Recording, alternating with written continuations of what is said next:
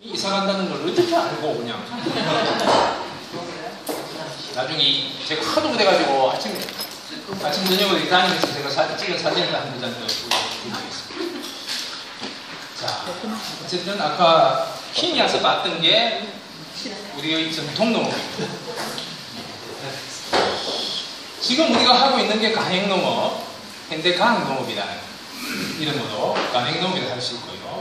한국에서는 친환경농업 육성법에 의해 가지고 친환경농업이라는 타이틀을 만들었습니다. 친환경농업 하는 나라는 전 세계 우리나라밖에 없죠. 원래 있었던 거는 유기농업이라는 게 유럽에서 시작된 유기농업이 있었는데 친환경농업이다. 그러니까 농약을 조금 3분의 1쯤 줘도 된다는 게 친환경농업으로 출발을 했습니다. 1998년도에 저농약 농산물도 있고 무농약이 있고 유기농업이 있어 그걸 다 합쳐서 친환경농업이다 이런 말을 친환경농업 육성법 만들 때 좀 이 구조를 잘못 그렸죠. 그래가지고 이제 국가를 지금 저희가 보고 있습니다. 어쨌든 이렇게 분류를 할 수 있고요. 친환경농업을 이때 법을 만들면서 뭐 농약을 최소한 한 3분의 1 정도 주고 비료도 적절하게 주면서도 뭐 생태계 보존하고 뭐 할 수 있지 않겠느냐 이렇게 구상을 적당히 하면 되지 않을까 이렇게 생각해요. 이렇게 친환경농업을 정의를 하고 보니까 친환경농업 이렇게 다 친환경농업이에요. 지속농업, 전투유농업, 생태농업 이게 다 친환경농업의 문제에 들어갑니다. 심지어 농법으로 따지면 뭐 생명역동농법, 자연농법 아시죠? 네. 태평농법도 있어요. 하중에 이현문 씨라는 분이 종자만 뿌려놓고 자다가 수확만 하러 가는 게 야 그게 농사가 되냐 그래도 저 풀이라도 좀 잡아야지 하는 게 지장농법. 생명환경농법은 고성농업기술센터 고성군에서 저 조항규 선생님 모셔가지고 만든 게 생명환경농법. 바이오 인텐시브, 하이포니카 뭐 이게 다 친환경 농법에 들어갑니다. 그런데 오리농법, 오리농법은 이제 많이 없어져가지고 우렁이농법, 이건 굳이 분류하자면 이것들은 이제 잡초를 관리하기 위해서 생물을 이용하는 농사 기술로 오리, 뭐 지렁이, 참깨, 또는 요즘 쌀겨, 뭐 스테비아, 목초에 키토산, 뭐 많죠. 이런 건 클로렐라까지. 이거는 미생물을 또는 방물질을 이용하는 농사 기술. 아까 농법은 뭔가 체계화돼가지고 가정에서부터 수확 때까지 관리하는 나름대로의 논리 체계를 갖고 있는 게 농법이라 할 수 있습니다. 그러면 유기농업은 뭐냐? 유기농업 정의가 이제 현재 이렇게 되어 있습니다. 농업 생태계의 건강을 증진한다. 생물 종의 다양성을 유지하고 생물 순환 및 생물 활동 증진을 위한 총체적인 농업 체계다. 농산물을 어떻게 하겠다는 얘기 전혀 없죠. 안전한 농산물을 생산하겠다 이런 말 없습니다. 원래 이게 유럽식 코덱스에서 가져온 유기농업에 대한 정의입니다. 원래 유기농업은 유럽에서 생각할 때는 자연환경을 보존하면서 사람이 필요로 하는 일단 자연환경을 보존하는 게 문제예요. 유기농의 목적이. 그래서 정의에 그래도 담겨 있습니다. 그래서 유기농업을 하려면 자연을 보존해야 되니까 바깥에서 원칙이 있습니다. 바깥에서 뭐 이상한 걸 밤에 갖다가 넣으면 안 됩니다. 그죠? 다 자연 생태계 내에서, 농업 생태계 내에 있는 자원을 이용해야 되고, 그렇게 하려면 가장 대표적인 게 윤작을 되고, 두꺼작물들. 두꺼작물은 천년적으로 비료를 생산하는 식물이잖아요. 공중에 있는 질소를 보정한다. 반드시 콩가작물하고 작부체계를 만들어야 되는 거 이런 일반적인 원칙이 이렇게 체계화되어 있습니다. 그리하고 뭐 토양 양분은 어떻게 하고 병해충 관리는 어떻게 해라, 종자 자재는 어떻게 사용하라는 규칙이 이렇게 조문화되어 있죠. 이제 가장 이상적인 유기농업 체계는 옛날 우리 조상들이 하셨던 갱축순환입니다. 옛날에는 시골에 소 한 마리, 돼지 몇 마리 다 키웠죠, 그죠? 키워가지고 거기서 나오는 축분을 이용해서 대비나 거름을 만들어서 다시 이 여기서 나오는 가축 분노를 논밭에 넣어서 토양을 관리해가는, 또 거기서 나온 부산물을 사격을 주는, 이게 경축순환 농업이죠. 이게 가장 유기농업이 가장 기본이 되는 방식인데, 우리나라에서 경축순환 할 수 있을까요? 그 사진을 안 가져왔네요. 근데, 네? 그렇죠. 이렇게 실전한 개인 단위가 아니고 집단적으로 실전하는 데가 전국적으로 많이 있습니다. 아산의 푸른들 영농조합법인은 한살림 생산자 조합 중에서 최고 큰 단체거든요. 한 150농가 이상이 참여하고 있는데, 거기는 경축 순환을 하기 위해서 소, 돼지의 먹이를 만들기 위해서 두부 공장을 비계하고 부산물 가지고 사료 주려고 두부 공장 만들고, 또 다른 사료 공장도 만들고 하는 식으로 의식적으로 경축 순환을 실천하고 있습니다. 그 외에도 뭐 남양에도 뭐 마을이 있고, 뭐 이런 산청에도 이런 식으로 집단적으로 한 동네에서 해야 되거든요, 그죠? 동네에서 소도 키우면서 거기서 나온 분뇨 사용하고, 또 논농사 배농사에서 나온, 예, 논농사 만농사에서 나온 그걸 가지고 이용하는, 유기농을 가장 잘 설명하는 게 이 유기농의 4원칙입니다. 아이폼에서 계속 버전업을 해가고 있는데요. 유기농 4원칙이 뭐냐면, 첫 번째가 건강의 원칙입니다. 농사 짓는 농민, 농사의 대상이 되는 농작물, 가축이 건강해야 된다는 겁니다. 우리가 7, 80년대 현대가 녹색혁명한다고 농약 중독으로 얼마나 많이 죽었습니까? 1년에 수십 명씩 죽었죠. 그거는 올바른 농업이 아니라는 뜻입니다. 건강한 농업. 또 아니 논에 미꾸라지도 살고 풍뎅이도 살고 이래야 되는데 거기 농약 주면은 뭐 말이 안 되죠. 벼 자신한테도. 우리 요즘 축산 모습은 뭐 말할 것도 없죠. 동물복지단 이름으로 이제 또 개선을 하고 있습니다만은, 농사를 짓는 우리 농민뿐만 아니고 대상이 되는 농작물, 자연 생태계를 건강하게 유지하자는 게 첫 번째 원칙이거든요. 이게 생태계의 원리에 맞아야 된다는 게 생태계 원칙. 생태계의 자원순환 원칙에 부합해야 되죠. 생태의 원칙. 세 번째가 공정의 원칙입니다. 이거는 그러면은 그 유기농업 하는 생산자하고 유기농산물 사먹는 소비자 둘이만 잘 먹고 잘 살면 되느냐? 그게 아니라는 거죠. 유기농업은 전 세계가, 아니 농사 안 짓고 우리 농산물을 안 먹는 다른 세계 시민들도 다 연결되어 있다고 보잖아요. 우리도 같이 정의롭게, 공정하게, 행복하게, 인간답게 생태적으로 살아야 된다는 게 공정 원칙이죠. 이상하죠? 그렇게 하는 게 유기농업이다. 배의 원칙은 더 거창합니다. 이거 이렇게, 그래, 우리 당대 우리끼리만 이렇게 잘 건강하고 생태적으로 또 서로 공정하게 잘 살면 되느냐? 그게 아니라는 거죠. 이게 지속 가능해야 되죠. 우리 자손들도 똑같이 인간적으로 건강하고 행복하게 살아야 되죠. 그래서 지속 가능한, 우리 구손들까지도 배려하는 어떤 생산 시스템을 가져가자는 게, 또는 생활 시스템이죠, 말이에요. 그게 배려의 원칙입니다. 이 유기농 4원칙을 저희가 한 10년 전에 이제 포스터로 표현을 했습니다. 물론 이제 김종기 선생이라고 수원의 미술생이 이제 이렇게 그림을 그리고 타이틀을, 그러니까 유기농 4원칙을 한마디로 하면은 여기 있는 거예요. 유기농은 새로운 삶이다. 그렇게 붙였어요. 이거는 단순한 농사법이 아니죠. 농약 안 주고 비료 안 주는 이런 수준이 아닙니다. 그죠? 그러니까, 네. 생태계 건강뿐만 아니고 우리 이웃들뿐만 아니고 우리가 같이 지금 지구에 살고 있는 다른 모든 사람들의 정의를 생각하고 우리 후손들까지 생각하는 거니까 이건 새로운 삶인데, 새롭기만 하면 원래 있었던 삶인 거죠.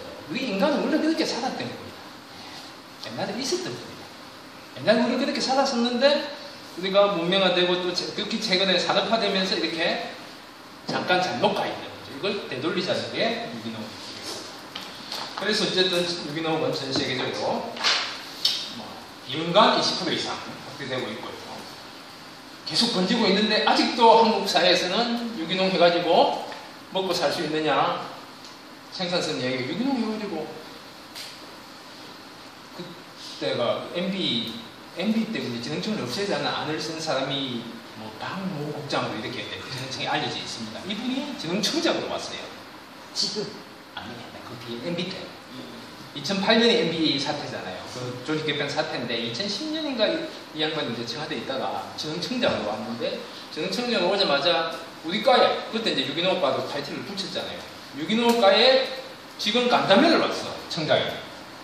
유기농 과 와가지고 아니 유기농업 해가지고 뭐 강남 2% 부자들만 먹이 살릴 거냐? 아니 청장이 그러면 우리는 뭉쳐단만 우리 가서 쪼개자는 얘기예요. 자기 직원들과 유기농업과는 부서가 있는데 유기농업과 와가지고 청장이라는 사람이 아니 너뭐 연구하고 근무해가 너 마음고가 와서 어디 낙동강에 너 수준이 막 그랬습니다. 뭐 국장께서 아직도 어디에 자리를 하고 계신 것 같아요. 제가 어디 전남 쪽인가 어딘가 있는 것 같았는데요. 어쨌든 한 글자만 더 밝혀주세요. 네? 한 글자만 더. 네. 하도. 어쨌든 진짜 유기농이 안전하냐? 그 아까 저 사일런트 스프링 맨 처음 책이 나왔을 때 마녀 사냥을 했죠. 지금 유기농 한국 사회에서는 유기농 가자 하면은 뭐 유기농이 진짜 안전하냐? 예. 더 뭐 불안전 요소가 많다는 이 온갖 말이 있습니다, 그죠? 자, 생산성 한 가지만 제가 뭐 이게 다 설명하면 그렇고요. 이 전남에서 한 성적인데요. 자, 2006년에 이제 유기농업을 처음 시작을 했죠. 이 행강식이 유기농업이고 파란거는 가맹농업, 일반 농업 그대로 전에 하듯이 농약 주고 비료 주고 첫해 유기농업을 한 게 97% 나왔어요, 수량이. 두 번째에는 한 10%까지 떨어졌습니다. 세 번째는 20%까지 떨어졌네요, 3년차. 4년차, 5년차 올라가더니만은 6년차 지나고 7, 8년차 되니까 가맹보다 더 좋아졌습니다. 농약 비료는 안 주고 유기농 재배 방식으로 했는데 물론 이제 쌀이라는 특수성이 있습니다. 벼는 비료 안 주고 물만 줘도 70% 나오거든요. 그건 이제 지능청에서 지금 수십 년간 데이터를 갖고 있는데요. 물만 줘도 물의 양분이 있잖아요. 70% 나옵니다. 유기농보다 하면은 가맹농보다 훨씬 더 잘 나오죠. 땅이 제대로 이제 돌아오고 나면은 우리 성적 뭐 우리 전남에서 그대로 나왔습니다. 생산성에 전혀 문제가 없다. 생산성이 1.8배 향상된다는 게 전 세계적인 추세입니다. 물론 생산성이 최고로 가 있는 선진 농업 국가 유럽이나 우리나라도 상당히 생산 수준이 높잖아요. 이걸 유기농업 전환하면은 좀 떨어지죠. 90%, 80% 작목에 따라서는 유기재배 관리를 갔을 때 힘든 작목도 있죠. 나중에 가수 슬라이드 안 가져왔는데 가수 한국에서 고추 이 유기재배 빨간 고추를 유기재배로 먹겠다는 거는 진짜 노동을 심보죠. 풋고추나 좀 유기재배로 그 슬라이드 제가 뺐습니다. 어쨌든 예, 유기재배의 토양 이제부터 재배 기술의 원리를 간단하게 한 세 가지로 나누어서 토양은 어떻게 관리하느냐. 예, 아까 이야기했죠. 자꾸 체계하고 윤작해야 되고 콩가시는 도움이 됩니다.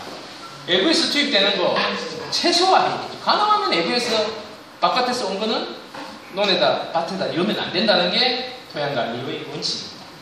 중요한 게 녹기장, 콩가장. 이게 유기물이 땅한테는 보약 아니겠습니까?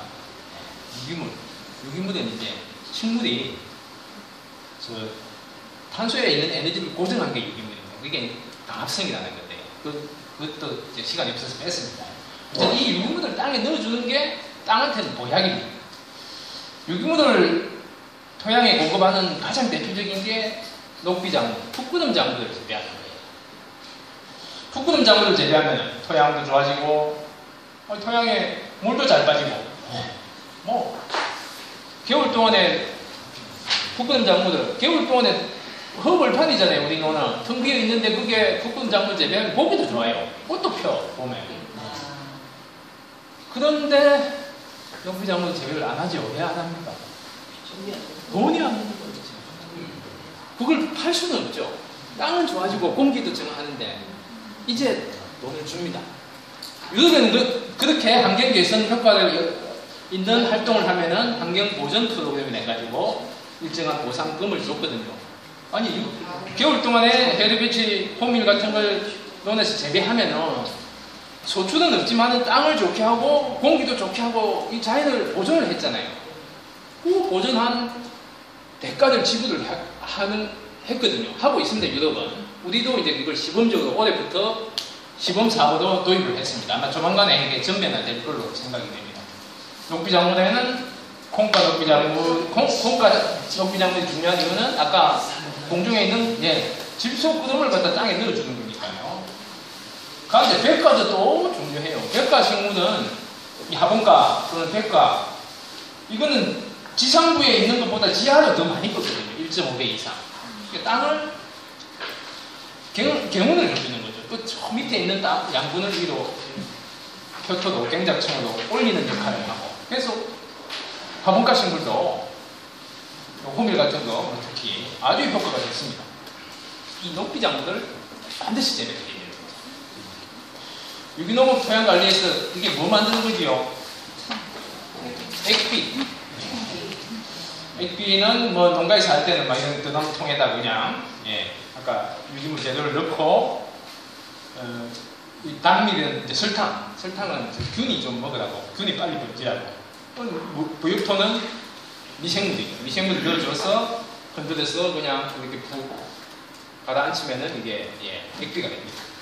대표적인 액비가 요구르트가 그런 데로 좀 비용이 좀 싸잖아요. 이런 비율로 유채박을 넣고, 유채박이 이제 좋은 이유는 이제 질소 함량이 높습니다. 5% 가까이나 되네요. 뭐 이런 비율로 넣고 한 2주만 상온에서 발효시키면은 비료가 됩니다. 청초 액비는 더 쉽습니다. 청초. 이 유기물은 태양에서 온 에너지 양분을 갖고 있거든요. 이걸 우려내는 거예요, 그냥. 이런 기준으로 뭐 적당히 잘라가지고 유가 쌀게 좀 채우고 뭐 한 4, 5일 일주일만 놔두면 그게 비료예요. 지금 유기재배하시면 이렇게 양분 공급을 하고 있습니다. 액비 다음으로 이제 유기재배에서도 이제 고민스러운 것 중에 하나가 경운을 할 거냐 말 거냐. 우리 밴 대표님 무경운 재배하신다네요. 경운을 하면 이점은 이런 이점이 있습니다. 그런데 무경운도 장점이 있거든요. 경운을 한다는 얘기는 지금 이 토양 상태를 완전히 갈아엎는 거거든요, 주기적으로. 즉, 경운을 안 하는 무경운 재배가 지금 전 세계적으로 퍼지고 있습니다. 이게 저희 동네에서 제 출근하는 이제 완전 제 마이 시크릿 루트입니다. 오늘 새벽에 한 4시쯤 나왔지요. 요거가 이제 우리 저희 회사고 2000한 2km 되는데요. 2018년 8월 저희가 9일날 회사를 왔는데요. 다니다 보니까 여기 오늘 이렇게 비어 있었는데 배추를 심었어요. 거기서 땅을 가는 걸 못 봤는데 배추를 그러니까 전에 쓰던 이랑에다 그대로 심은 거죠. 전에 담배를 했는지 옥수수를 했는지 제가 정확하게 모르겠더라고요. 그런데 그 이랑을 그대로 놔둔 상태, 이 이제 일기장 무경운 재배에 해당합니다. 이제 이분 만나가지고 이 집 주인이 여기 건너편 여기 사시는데 만나려면 한 달 걸려서 만났어요. 동네 사람들이 안 걸어다니잖아요. 우리 동네 이장님은 그 마을회관에서 제가 마을회관 살거든요. 자기 집까지 한 직선 거리도 한 150m밖에 안 되는데 한 번도 안 걸어옵니다. 차 타고. 이장님이 하루에 몇 번씩 왔다 갔다 하는데 매일 차 타고 왔다 갔다. 제보고 아니 어떻게 걸어 다니냐고. 자전거라고 타야지. 어쨌든 한 달 만에 이 주인을 만나가지고 왜 이렇게 했습니까? 라고 물어보니까 뭐라고 대답했겠습니까? 그렇죠. 트랙트 값이 안 나온다. 정확하게는. 배추 팔아가지고 트랙트 값이 안 나오는 거예요. 이 집에 또 트랙트가 없었어. 옆에 사람한테 좀 갈아달라 할 건데 그러더니 그냥 심은 거죠.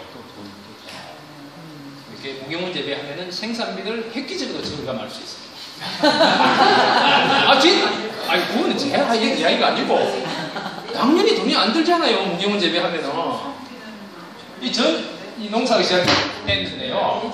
시작된 그 만년 전 모습을 보여주는데 농사가 시작되고 이런 트랙터 이거 뭐 때문에 이런 걸 씁니까? 누구 때문에? 기계회사 사장 때문에 쓰는 거죠. 저 회사 사장이 어쨌든 큰 걸 한 대 팔아먹으면 작은 거 10대보다 훨씬 많이 남으니까 이거는 실제 농사하고 토양관리하고 아무 상관없는 거. 이거는 이놈들 돈벌이 하려고 무조건 기계 커야 된다고. 작은 거는 단종시키고 생산도 안 해요. 그 당시 이렇게 된 거예요. 이게 미국의 콘벨트인데요. 이 2004년에 상당히 오래됐는데도 이 까만 거는 다 무게문입니다. 이놈들은 물론 유기재배는 아니고 워낙 땅이 넓으니까 제초제를 씁니다. 제초제로 풀을 죽이고 무게문으로 파종을 하죠. 한국에서는 이제 우리 전남에 양승호 박사라는 사람이 시설 재배에 무게문을 도입했습니다. 아니 시설 재배에서는 어쨌든 오이 한 잡기 하고 나면 이거 다 뜯어내고 또 개운할 수 있잖아요. 무게문 하면 이 뜯어낼 필요가 없는 거니까 아무것도 돈이 안 되는 거죠. 나중에 그 하우스 아이 이분이 순천의 김태현 농가인데요. 이분이 그렇게 농사를 이 오이를 짓는데요. 무게문 재배하고 지주 그대로 있지요. 심기만 심고 따기만 따요. 아까 그 태평농법처럼 개순도 안 따지고 유인 조금 해주고 지갑 한폭 올라가잖아요. 그렇게 이런 채소 투입 농사를 하시는 거예요. 그게 가능하다니까요. 무게문 재배하면 특히 시설에서 이런 쓸데없는 노동력을 절감시킬 수 있는. 이거 지금 무게문이 전 세계적으로 미국뿐만 아니고 남쪽에 브라질, 아르헨티나 큰 넓은 땅에 콩 재배하고 옥수수 다 무게문으로 가고 있습니다. 국내에서는 시설에서 노지에서는 우리는 이제 비가 많이 오니까 잡초 관리가 핸디캡이 있거든요. 잡초는 땅 위에 올라오고 물이 수분이 있으면 이제 발화를 하는 게 잡초니까요. 잡초 관리에 약간 단점 때문에 국내에서는 노지에서는 퍼지지 않고 있고 시설에서는 이렇게 무게문 하는 농가들이 많습니다. 자, 이 토양 관리고요. 병해충 관리를 어떻게 할까요? 병충은 이 논이 이렇게 생긴 이거 홍성의 논인데요. 이렇게 거미줄이 많으면요, 이건 약 하나도 안 줘도 되는 논입니다. 자기들끼리 먹이 사슬이 돌아가가지고 해충이라는 게 그렇게 급발하지 않는다는 얘기죠. 자, 코덱스 또는 아이폼의 병해충 관리 원리를 한번 볼게요. 병해충 및 잡초 발생이 최소화되는 재배 방식을 선택해라. 이게 첫 번째 원칙입니다. 적지 적작을 하라는 얘기죠.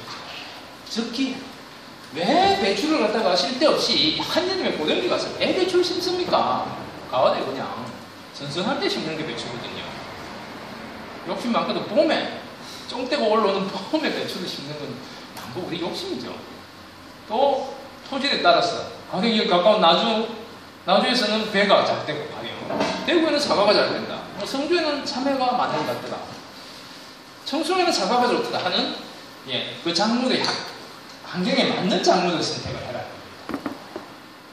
그렇게 하면은 병이 최고 적게 오죠. 병이 아주 이겨냅니다. 자기 제때에 애를 키워주면요. 작물들.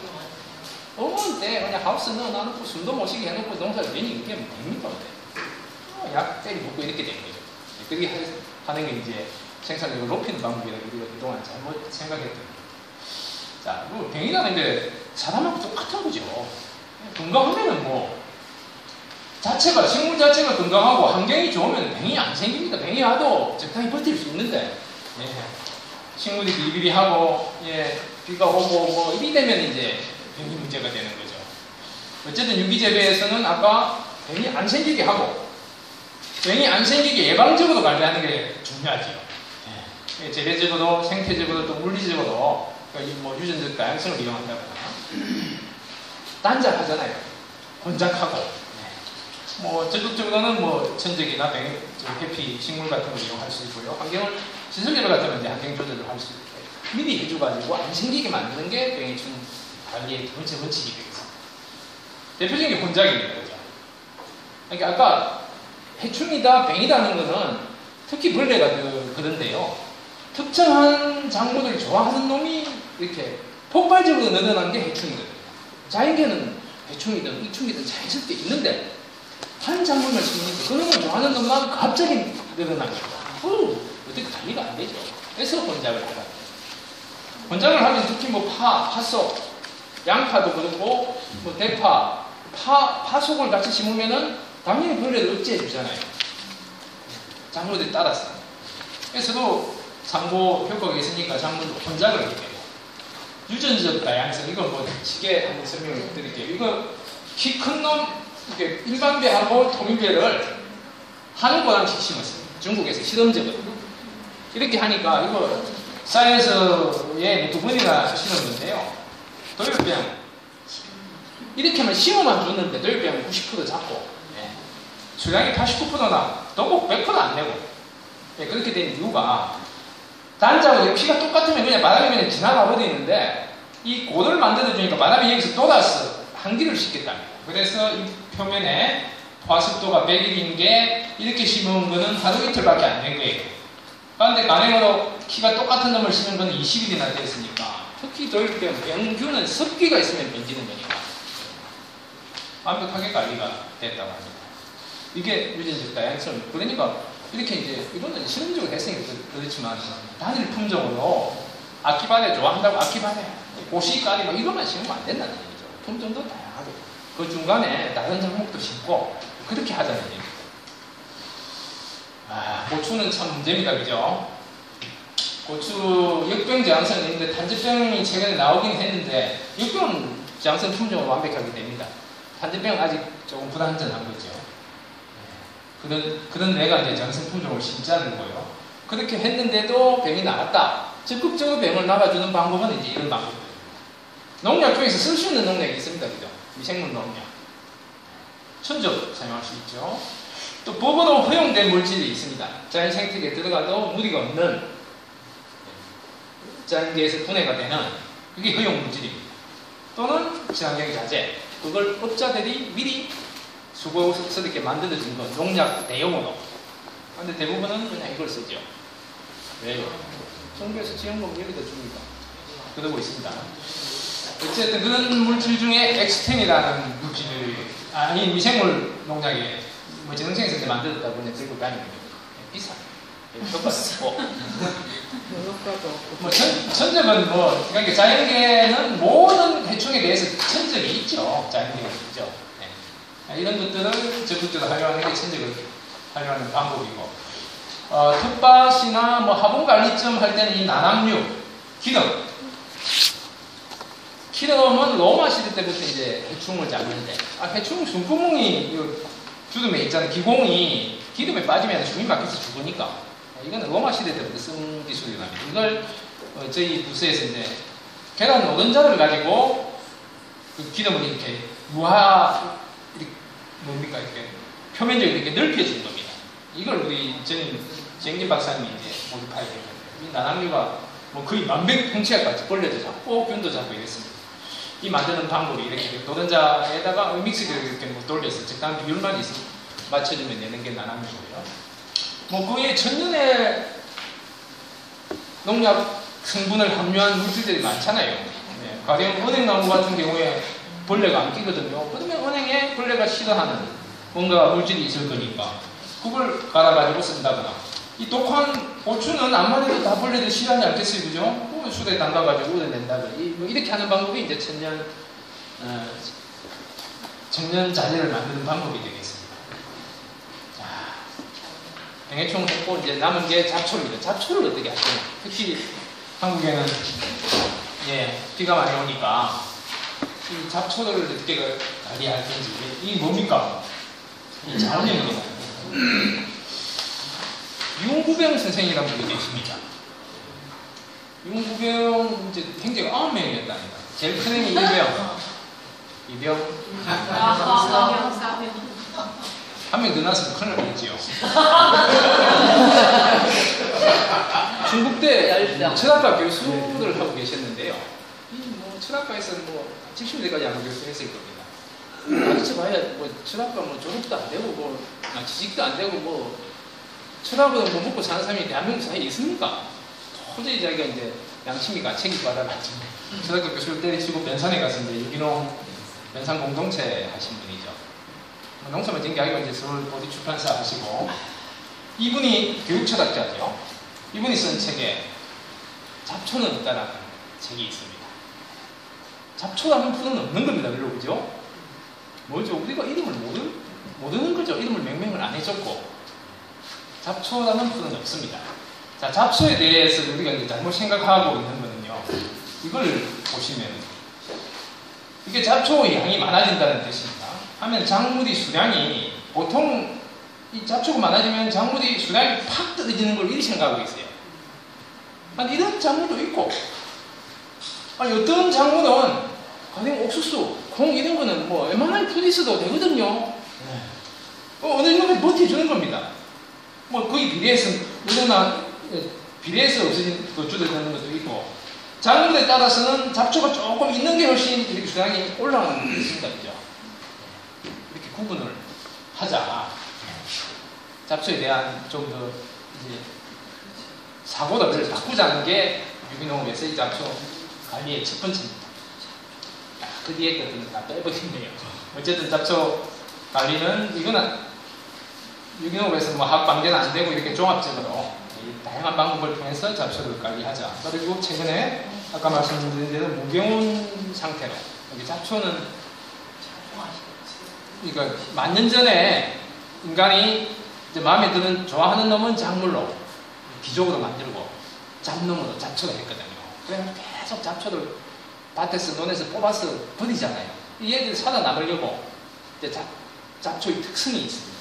잡초는 햇빛을 받아야 발화가 돼요. 작물은 사람이 뭐 흙도 덮어주고 물도 주고 하니까 햇빛이 있으면 발화를 안 해. 작물은.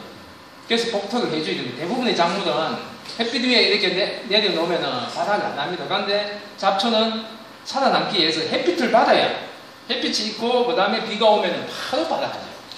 그게 잡초의 특성이거든요. 그런 특성을 활용해가지고 무경운하면은 경운을 한번 하면은 이 토양이라는 게 시드뱅크라고 합니다. 땅속에는 막 수백만 년 동안 잡초 종자가 그냥 집적이 돼 있죠. 이게 위로 올라오는 거니까 올라와가지고 땅속에 있을 때 햇빛이 없어서 발화 안 하는데 표태에 올라오면은 햇빛 받으면 발화하거든요. 근데 무경운 상태를 계속 유지하면은 위에 있는 놈들 발화해가지고 뽑아내거나 없애고 나면은 더 이상 발화를 안 하는 거죠. 근데 물론 이제 한국에서 비가 많이 오면 비가 와서 흙을 튀기면서 또 밑에 있던 발화가 올라올 수도 있죠.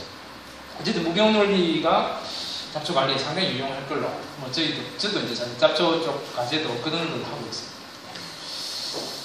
네, 마지막으로 시간 많이 남았네요. 아니요, 30분 여기서 10분 걸어가요. 5분 걸어가요.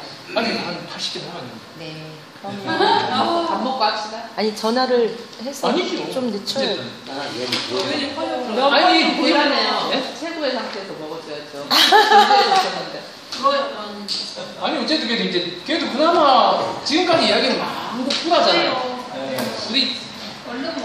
우리 가정하고 별 상관이 없는데 이 유기종자 이야기 조금 해야 되니까요. 네. 예, 저희 과가 이 세계 연구실로 되어 있다고 했습니다. 예, 저희 과에서 이제 할 수 있는 이제 해야 될 연구가 이제 이렇게 나눌 수가 있습니다. 기초적인 것도 있고 응용도 있고 또 유기농업은 또 농촌 지도소에서 잘 안 해주니까 저희가 직접 지도소에서 하는 게 보급 사업입니다. 이런 사업까지 할 수 있는데 현재로서는 이 가운데 뭐 생산 기술이나 작물 보호 쪽으로 이쪽은 약합니다. 가령 유기농업 학회, 저희하고 제일 가까운 데가 유기농업 학회. 제가 유기농업 학회 공부도 한 6년 했거든요. 사실은 유기농업에서는 유기농업의 철학이 제일 중요하죠. 도대체 유기농업이 뭐냐? 아까 유기농업은 새로운 삶이라 했잖아요. 단순히 뭐 농작물을 어떻게 하는 수준이 아니다는 얘기를 했는데 그는 새로운 삶이 가능하려면 가령 어떻게 해야 되느냐? 새로운 삶이 도대체 뭐냐? 35분까지 하시면 된다. 네, 그렇지요. 충분합니다. 어쨌든 다양한 분야를 포괄해야 돼요. 특히 이쪽은 이제 인문 분야나 사회 분야 쪽에서 좀 연구를 해주셔야 되는데 대한민국에 그런 사람 아무도 없습니다. 제가 학회 운영을 할 때는 아무도 없었는데 그나마 이번에 우리 저희 유기농 코치 과정에서 의료계 쪽에서 그것도 이제 자연과학 쪽이다 보니까 약하신 것 같아요. 철학 쪽은. 어쨌든 이런 분들이 좀 붙어줘야 되는데. 그 외에도 유통이나 소비, 가공, 유기농에서 상당히 중요한데 이런 분야는 저희가 사람도 작거니와 뭐 자기가 하는 거 왜 다른 건 안 하려고 하거든요. 공무원들이. 그렇잖아요 원래. 맨날 하던 것만 하고 일반 공무원은 규정이 있어야 합니다. 그죠? 그나마 저희는 규정이 없어도 하긴 하는데.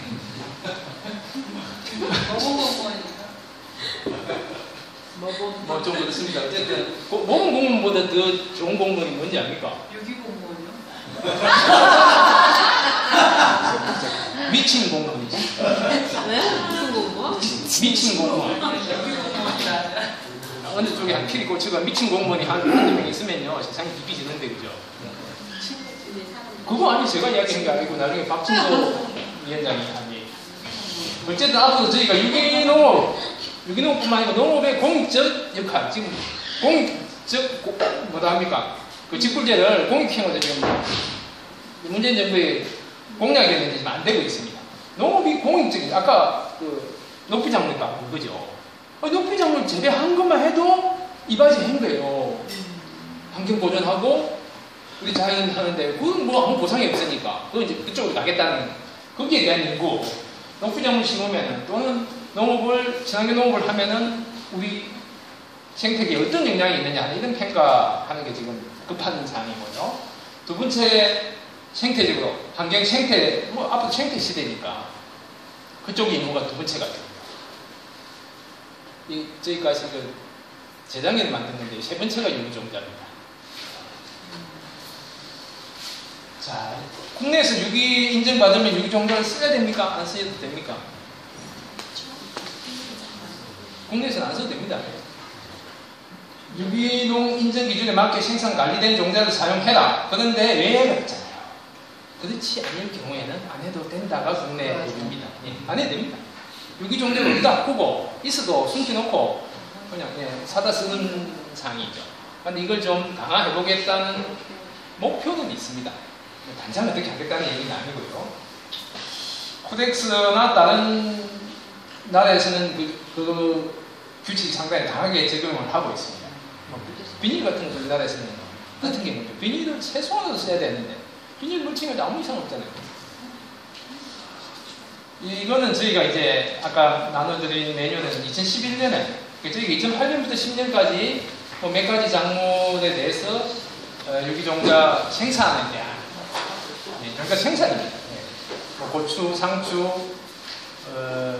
옥수수, 뭐 또 작곡 몇 종류 그걸 이제 모아놓은 거고요. 별로 10년이 다 돼가고 그때도 저희가 열심히 안 해가지고 좀 책의 내용은 빈약합니다. 그래서 제가 오늘 20명도 안 올 거다 딱 보고 20것만 가지고 보거든요. 필요하면 뭐 재고가 무수히 많이 있으니까요.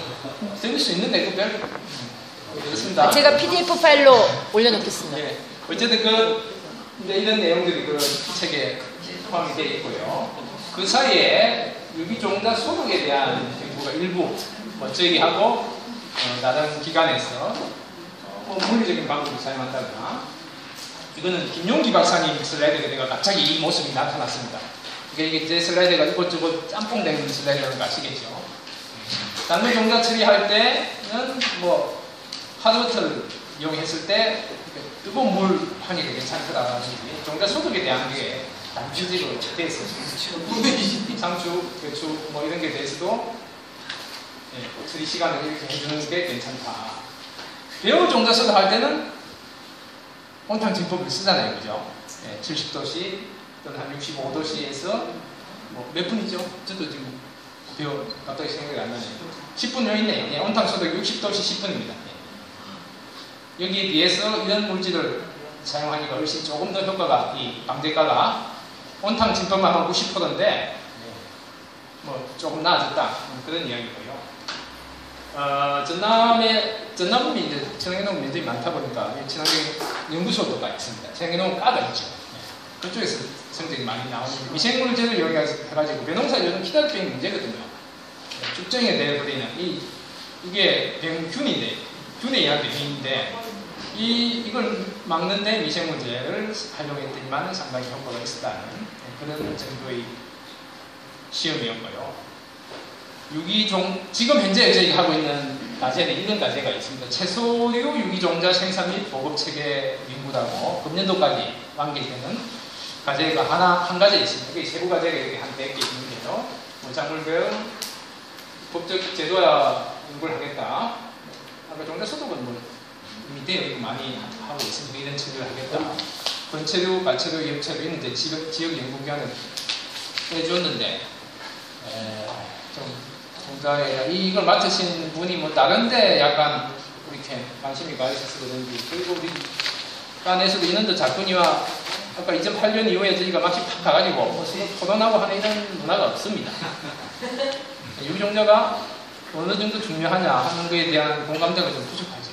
그래서 그냥 이거 끝나면 보고서 하나 나오고 또 아까 같이 그 매뉴얼 비슷한 거는 남한의 좀 나오고 많이 건데 이제 상당히 그런 정도입니다. 오히려 변 대표님하고 우리 심화 과정에서 뭔가를 좀 보여주시기 바랍니다. 자, 아까 이야기했듯이 이제 이 철새들이 여기까지가 제가 준비한 내용이니까 혹시 질문사항 있으시면은 코멘트나 또 뭐 너무 엉금없는 이야기 아니냐 뭐 이런 말씀이 괜찮고 농사기술도 저기기술센터도 4년 근무하고 은행수 채소 재배과를 한 8년 근무하고 잡초관리과 유기농과 이렇게 지금 근무 중입니다. 저희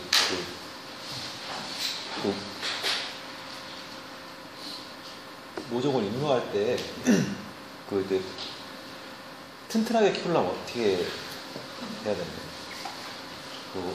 일단 방법이 있나요? 일단 모종을 튼튼하게 모종이든 우리 이제 유기농에서는 소식 재배가 일반적이죠. 모판에서도 이렇게 여유가 있게 이렇게 띄워줘야 되죠. 조금 들어가는 뭐 종자를 조금만 넣어야 되죠. 어디 벼 육묘 말씀입니까? 모든 육묘 마찬가지. 들깨 같은 경우에 예. 제 들깨를 좀 많이 심거든요. 예. 해마다 이렇게 들깨를 제가 모종을 이렇게 하면은 가는 거 키만 커요. 그래가지고 밀치게 했어요. 그래가지고 이렇게 심으면은 힘을 못 쓰고 그냥 한 절반은 죽고 그러니까 그냥 한 여러 번 여러 번 정식을 해야 되거든요. 근데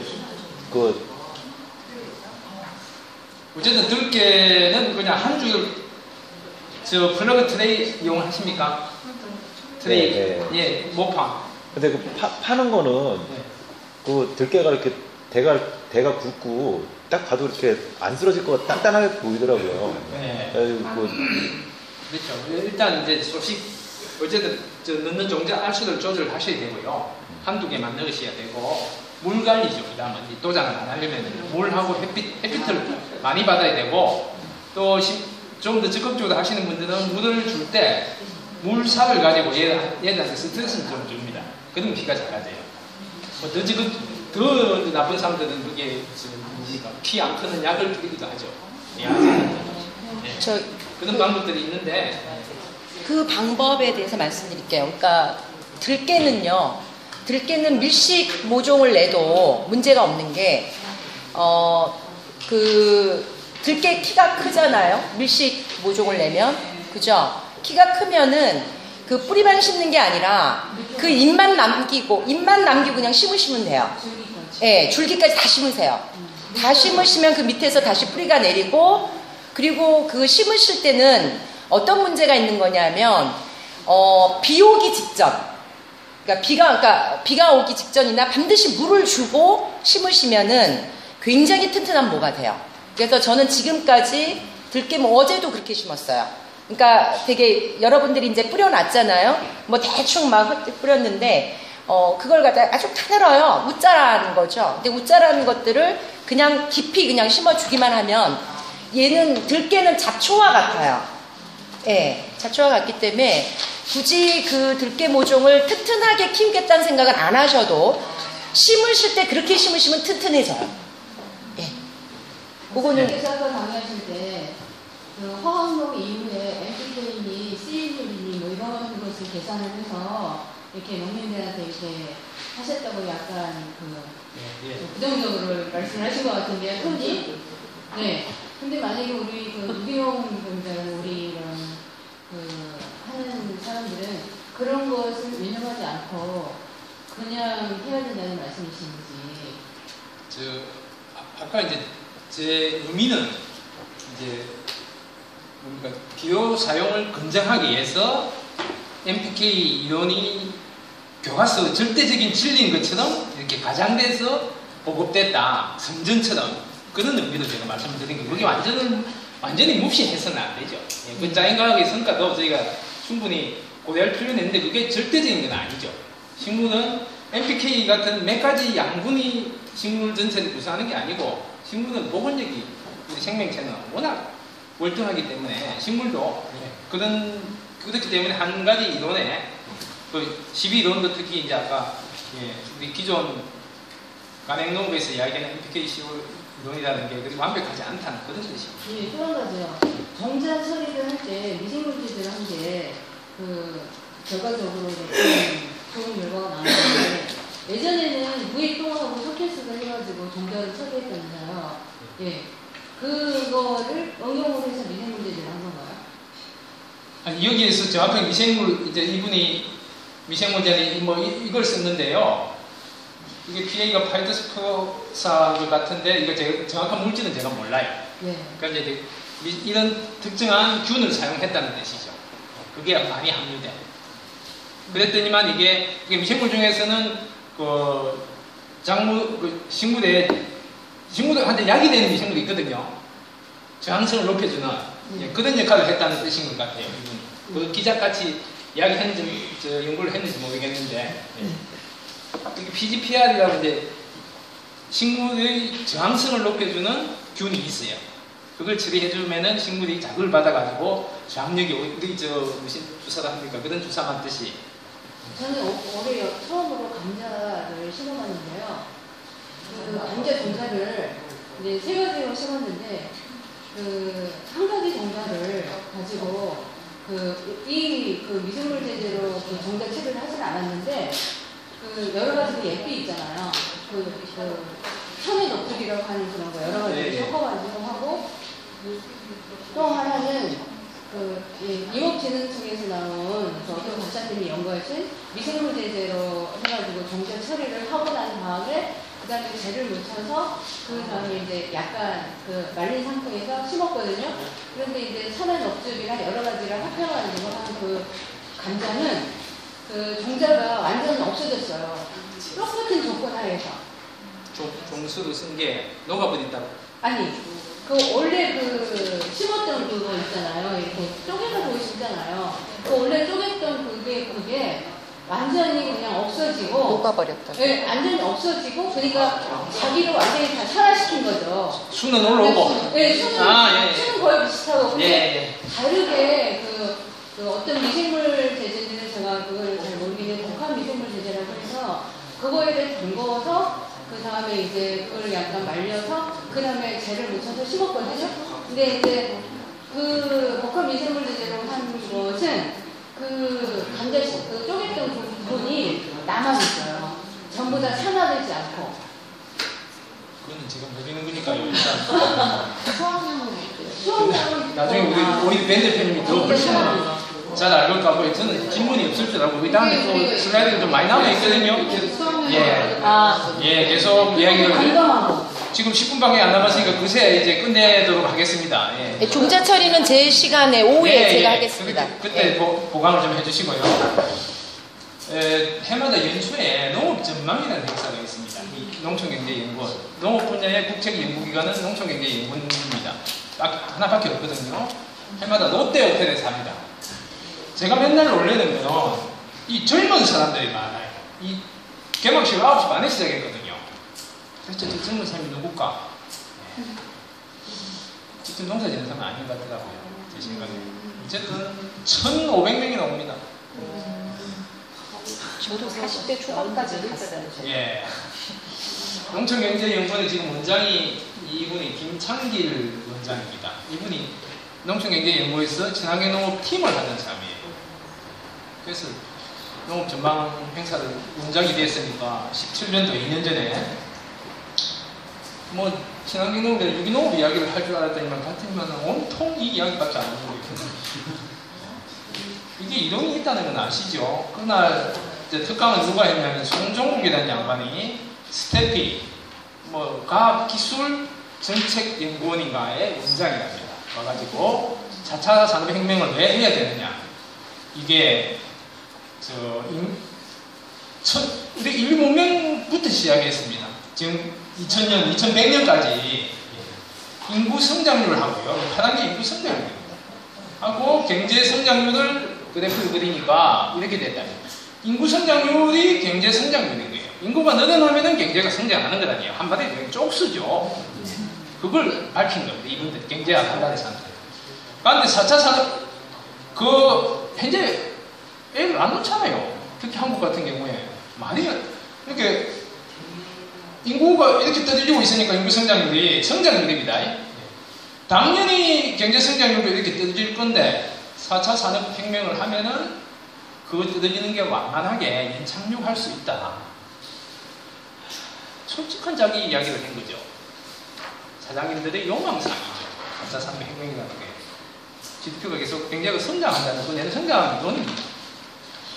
제가 30년 만에 올해 그 6주간 봄에 중앙공무원 연수원에서 교육을 받고 왔거든요. 김태육 외국 강사들이 많이 오는데 뭐 이 양반이 뭐 상당히 고가의 강사들을 받는 뭐 사람이래요. 서울대 교수인데 전공이 4차 산업혁명이랍니다. 아니 4차가 아니고 산업혁명이 자기가 전공이랍니다. 미국의 모 대학에서 자원경제학을 하셨는데 근데 이제 소속은 공대입니다. 공대인데 자원경제학을 하고 산업혁명을 연구했다네요. 그러니까 이분 그날 강의 내용이 이겁니다. 이 GDP라는 게 시간에 따라서 어느 정도 경제 성장에 따라서 늘어나다가 한계가 있는데 1차 산업혁명에 의해 가지고 이렇게 팍 GDP 경제 성장률이 확 올라갔다. 그런데 이게 또 이제 어느 정도 한계가 와가지고 이제 경제 성장의 한계에 부딪히잖아요 지금. 뭡니까? 제조업이라든지 뭐 이런 등등 이 한계 때문에요. 또 근본적인 이유는 아까 인구 성장률이고요. 그런데 4차 산업혁명을 하면은 다시 GDP 생산량이 이렇게 된다고 아직까지도 이야기를 하는 거예요. 왜 자기가 산업혁명이 전공이다. 가능하겠습니까 이게? 아니 어떻게 그래가지고 서울대 뭐 자기가 산업혁명을 전공한 교수님이라고 아직도 이렇게 믿고 또 그걸 강의랍시고 하시는 분도 계시는 것 같아요. 세상은 이미 이렇게 돌아섰습니다. 그죠? 유엔에서도 SDG 지속 가능성을 이야기하는 이제 성장이 안 되는 거예요. 앞으로 어떻게 관리할 거냐? 앞으로는 저성장을 넘어서가지고 수축 사회가 되겠다는 거 아닙니까? 아니 사람이 작아지는데 대책이 없죠. 이걸 어떻게 이야기를 해야지. 또 4차 산업혁명을 하면 생산력이 또 늘어난다고. 아까 크레인은 이제 연초에 하고 이분들은 이제 NGO 플러스 시드림보다 더 왼쪽에 있는 왼쪽이나 비슷한 NGO 플러스 농민단체들의 모임입니다. 가을에 대한농정 토론을 합니다. 이 12년도에 한수철 박사의 발제문인데요. 우리 사회는 지속 가능하지 않다. 왜냐? 우리 사회에서 제일 중요한 게 뭡니까? 돈이잖아요. 이거는 그냥 돈이 제일 중요하고 뭐 지구니 생태니 환경이니 생명이는 저 뭐 아무것도 대접을 못 받고 있죠. 이거는 뒤집힌 세상이다. 이거 정상적으로 지속 가능한 세상은 우리 지구 환경, 생태, 생명, 뭐 농업 하는 이런 게 제대로 대접받는 세상으로 바꿔야 된다. 그런 발제 제안과 함께 그러면 지속 가능한 사회가 되려면은 농촌이 지속 가능해야 된다. 그럼 어떻게 해야 농촌이 지속 가능할 거냐? 원래 이 농업으로 농업 본질을 회복하자는 얘기예요. 그런 농업은 지금은 이 고투입 농업 생산 체계가 아니고 저투입 순환 농업 체계로 가자는 얘기죠. 이런 발제는 이미 몇 년 전부터 하고 있습니다.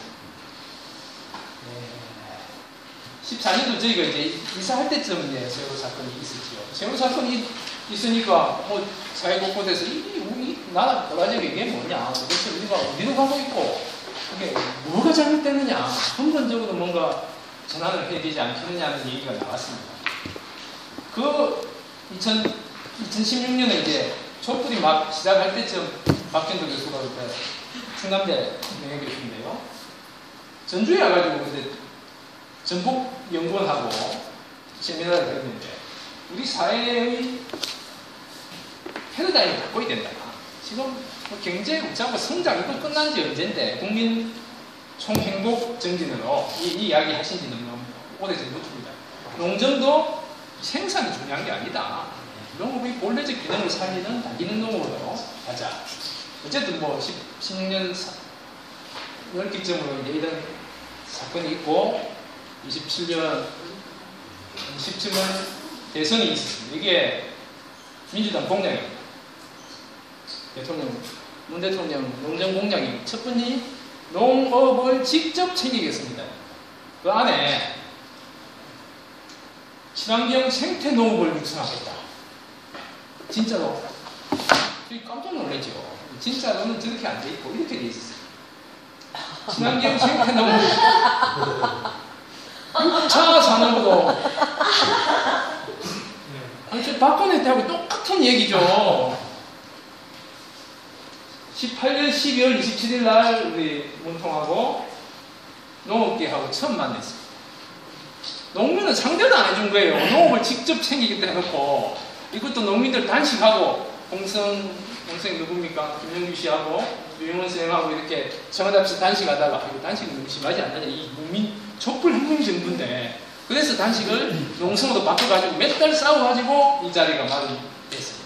기억하시는지 모르겠는데 여기서 그냥 젊은 농부 나와가지고 노래 부르고 밥도 안 먹이고 보냈다. 원래 농경기획위원회에 기획표가 있었습니다. 기획 정혜구 교수고 여기에 이제 박진도 교수님 이런 분들이 이제 속해 있었는데 여기 전 비서관이 이 사람이고 지금 비서관은 그 젊은 사람들 박영동 씨가 훨씬 젊은데 농정비서관 컨설팅 그렇지 않은 친구거든요. 그 농업 전망에 온 친구들 나는 그 팀들인가 하고 생각이 들더라고요. 어쨌든 농특위가 2년 만에 4월 25일 날 하고 그제 일주일 전에 10일 전에 실패를 했습니다. 뭐 친환경 생태 농업은 아니라도 뭔가 바꾼다고 이야기를 했었는데 그렇죠? 작년에는 뭔가 되는 것처럼 보이죠. 그죠? 그래가지고 작년에는 정은이가 바뀌었어요. 했다가 6월 기쯤 돼서 다시 또 뭐 어디로 바뀐 것 같아요. 금년 신년사에서는 이제 새로운 길. 이거는 제가 중앙공무교육원에 교육받을 때 이제 통일교육원의 차범석 교수 슬라이드인데 저희는 이 양반만 좀 이상하다고 생각했었잖아요. 아베는 원래 그렇고 이 말은 보통 국가 하지만 이 보통 국가가 무슨 뜻입니까? 전쟁하는 국가로 만들겠다는 얘기잖아요. 군대 자위대를 정식 군대로. 이뿐만 아니고 뭐 우리 시향제도 뭐 예사롭지 않죠. 이 아저씨도 뭐 그나마 그래도 이 아저씨가 러시아하고는 우리가 별로 좀 이렇게 상충되는 게 없답니다. 협력이. 그러니까 우리 위에 아저씨가 싱가포르에서 트럼프하고 한번 싱가포르에 완성한 거 아니에요, 저희가. 그래가니까 미국 가지고 특히 금년도에 들어와가지고 뭔가 새로운 노선, 신노선, 새로운 길. 중국 가서 지금 계속 갔다 했잖아요. 오케이 받았어요. 러시아 푸틴한테 가니까 뭐 그거 아닌 것 같은데 그냥 한국하고 일단 먼저 잘해보지. 오케이 사인을 못 받았다.